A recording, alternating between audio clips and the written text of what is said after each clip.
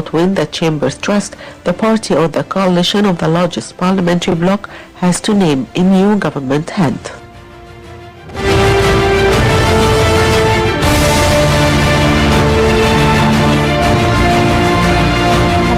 Ladies and gentlemen, let me come back to you, Engineer Hassan, and perhaps start off by asking you your overall impressions of the government's performance. I don't think that the present government actually fulfills the hopes and the dreams of the Egyptians. Right. So far, we're very far from what we really need as Egyptians. If you allow me, I wrote an article some time ago. The name of the article of the hypothetical state. Right. I think we have a situation where we have a president who's very eager to push Egypt ahead. We have a lot of very impressive projects, ports, highways, airports, whatever, name it. But he gave the responsibility of human development to the government. Right. Human development requires the development of good education, good health, and we needed overall new culture after 2 revolutions, actually. Right. So far, none of the governments that took place after the election of President Sisi is coping with him. He will end up after 2-3 years, finishing his projects, the infrastructure of a new state, and there is no competent people to run these projects. So, and it's sad because you see him making statements about how important it is to develop Egypt, and you feel that the government nods its head, but when it comes to taking action, not much is being done. The momentum that the president is completely different from the momentum of, if there is any momentum in the government, right. Unfortunately. So I think with the government a few days of making or presenting their program and budget to the parliament, they have a problem. Because I think if they had any program or any vision for the future, it would have been clear from the performance of the government. But none of the existing ministers actually presented anything that is impressive, that pleased the Egyptians or coped with the dreams of the president. We have a president who's running with a high speed while the government is lagging behind, and they cannot cope with him. So this lagging behind that you say is obviously seems to be somehow infectious, because it started with the first government and it's sort of continuing on with the second government as well. What do you think is the main sandbag, if you will, or the pull down that seems to be stagnating the government from making much, or the governments from making progress? From my humble opinion, I think the different ministers actually lack coordination. Right. And the Prime Minister requires to change his way of handling his relations with the different ministers. I think there should be he requires a number of assistants to coordinate between the different ministries, meaning the Ministry of Agriculture is an island, and the Ministry of Irrigation is another island, while both actually ministries have almost things that overlaps, and they require almost daily communications between both ministers. But in Egypt, every minister thinks that he is the chief of his island, which is his minister, and this affects the efficiency of the government. Right. They do not work as a team. And this is the spirit that we require in the future. I think a new government will have to understand that unless they work as a team, that completes one another, they will not be able to succeed. You will never be able to find a ministry that succeeds on its own, and you cannot have good education or a successful minister of education while you have everybody else is lagging and falling behind. You require everybody to have the same momentum and have the same vision, same targets. We need a vision and a target. Where are we going? Right. What we will accomplish from, and I'm really against short-term programs. And again, even if we change governments, they have to comply with the visions and the programs that were made earlier. I don't want every minister to come and reinvent the wheel and ignore what his previous minister did. The successor will have to respect that that this ministry had a program and keep on going with it. I think we need to squeeze the number of ministers, but we need larger number of assistants to the prime minister. Also, Egypt is still being ruled as if it's a 15 million population. Right. We need decentralized states. And even a year ago, they came up with a new map that they will create new governors. I think the new governors will hold back the development of Egypt, because what you really need, you need to change completely the way you run business. You need the Upper Egypt to integrate, not to cancel the governorates, like Fayoum, Minya, Bani Suef should be run. Each of them will have a governor. But again, there should be somebody ahead, somebody like a deputy of the prime minister to head these governorates. And you have to extend their borders all the way to Libya and to the Red Sea, and to change the tax system. Each of these governors will have their income, their budgets, their parliament.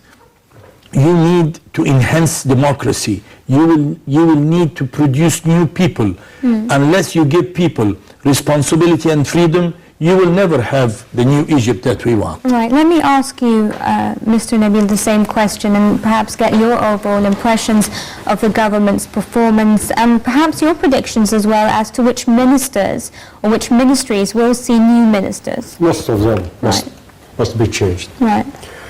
Why? I'll tell you, I'll speak to you frankly again. Why I lost confidence in the performance of this government? Because they forgot ABC in economy. They know quite well that the revenues of the Suez Canal decreased, that the tourism, the revenues of tourism decreased, direct investments decreased, there is a drop. Also, the remittances decreased. Good. So, ABC in economy is the following: exporting more than importing, producing more than consuming. Where is that? At last, they discovered that we import luxurious goods, paying dollars for it. So what? I think that they forgot everything about what we call agricultural and industrial production. About production, generally speaking. If you want to have a strong economy, you must produce. They forgot about it. They thought, or they started to think in a very minor ways how to increase, for example, some consumer goods, something like that. I believe that the problem is that, and now you must remember that there is a sort of stagnation in the world economy. For example, why the revenues of the Suez Canal decrease? Because because of the decline in world trade. Right. Am I right? Yes. So they have to study that so as not to be surprised by it. I believe that we are in need of ministers which have imagination, new ideas, liberated from traditional ways of thinking. Right. That is the only way to activate our economy. And I believe that the people, our people, if you tell them the truth about everything, if you are frank with them, and give them hope that their conditions of life will improve within 2, 3, 5 years, they can wait. I want to ask you about two things. Now, you're mentioning two very important things from how I see it. You're saying that we need imagination, we need people who are thinking outside of the box. But then government institutions have people within them who think very much inside the box, who want letters signed in blue ink and not in black, who want letters stamped in a certain stamp at a certain angle, who are very particular about very minor things that take so much time and so much hindrance. We've got so much bureaucracy that we need to deal with in order for anyone with any sort of imagination to come and to be able to work freely in order to create anything new for the country. You are right. You are completely right. Yeah. From my own personal experience, I discovered that bureaucracy in Egypt now is worse than any time before. Right. They do not do any effort to facilitate the way of life, the daily life of the people. Who's to blame for that? The government. Right. Why the government? For the first time in our modern history, now we have a modern constitution which provides and gives the government more authorities than before. Now you cannot say that the cabinet is just a secretariat for the president. No, they have authorities, they can do. And they are not in need to wait the directives of the president because the president nominated them to work. But don't you not think, to work his directions. from what we're seeing, is that the president, we're saying, is very dynamic. He wants things to happen very quickly. He wants to see improvements. That's He's right. relying largely on the army to finish off major projects, especially in infrastructure, because the government isn't doing it. And then we're seeing the government sort of lagging behind, as I mentioned to Engineer Hassan, and there seems to be something pulling them down. Now, either it's this lack of imagination, or this continued bureaucracy, or it's that there is this always waiting for the president to take the decision and then they will follow. Whereas the president has actually given them, is actually waiting for them to come up with ideas, is actually waiting for them to do their jobs. But there is this culture, I feel, that you have to wait and then act. And what is the result? Right. A de facto devaluation of the Egyptian pound by approximately 14%. Right. Now, with your Egyptian pound, you cannot buy what you are used to buy with the same sum of money. Of course. This is the problem of the people now. And that's why they are trembling, afraid, I mean the simple people, because they expect more increase in the price of the main goods. Right. Engineer Hassan, you wanted to... Yes, talking about using imagination, definitely we lack imagination.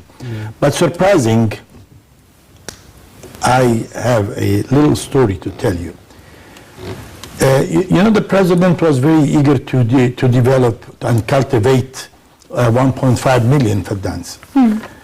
And we are under a threat of not really having enough water in Egypt, generally speaking, and we should have a precise, office to deal with it.